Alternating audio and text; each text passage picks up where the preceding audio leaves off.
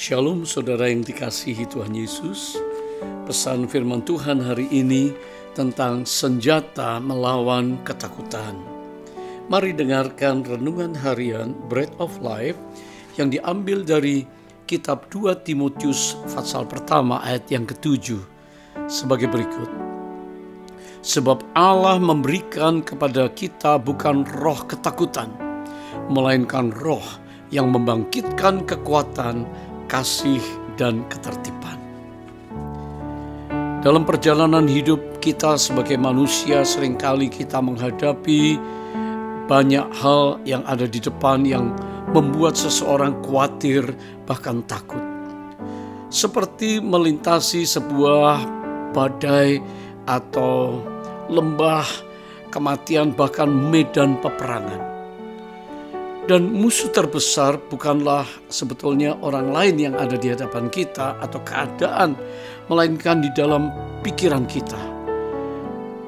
Kita merasa takut gagal, takut ditolak, takut akan ketidakpastian, takut akan masa depan.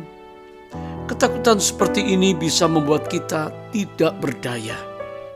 Seseorang akan merasa terkurung, dipenjara oleh rasa ketakutan dan ketidakmampuannya.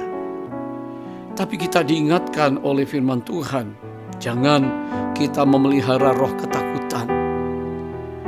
Tetapi kita percaya bahwa ada roh yang membangkitkan kekuatan, membangkitkan kasih dan juga ketertiban, sehingga langkah-langkah perjalanan kita adalah langkah-langkah yang berhasil. Bisa dibayangkan apabila seorang tentara yang ditugaskan dalam misi yang sangat berbahaya, yaitu diterjunkan ke medan perang. Bila ia membiarkan ketakutan menguasai dirinya, ia akan gemetar, ia akan tidak bisa berfokus, tidak bisa berkonsentrasi, dan akibatnya kehilangan arah dan misinya bisa gagal total. Namun tentara yang sejati akan tahu apa yang harus ia lakukan. Ia tidak berfokus kepada musuh yang di depan, ia tidak berfokus kepada ketakutan, tetapi ia dibekali bahwa ia akan pergi diutus membawa perlengkapan senjata dan menang. Ia akan menggunakan kekuatan dan keberanian untuk maju. Ia juga akan membangun tim dengan kasih kepada rekan-rekannya untuk saling melengkapi dan melindungi. Dia akan tertib menggunakan senjata itu sesuai dengan tujuannya. Akibatnya, ia akan menjalankan perintah sesuai dengan strategi yang telah disiapkan oleh komandannya.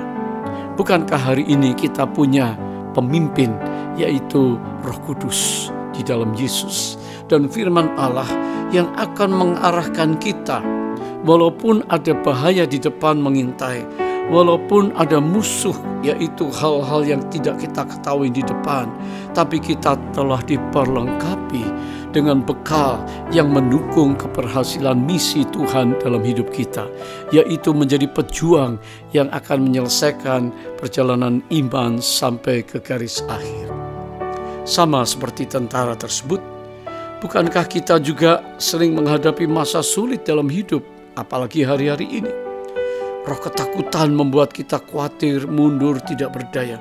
Namun, perhatikan, kita diberikan roh yang membangkitkan kekuatan terus melangkah.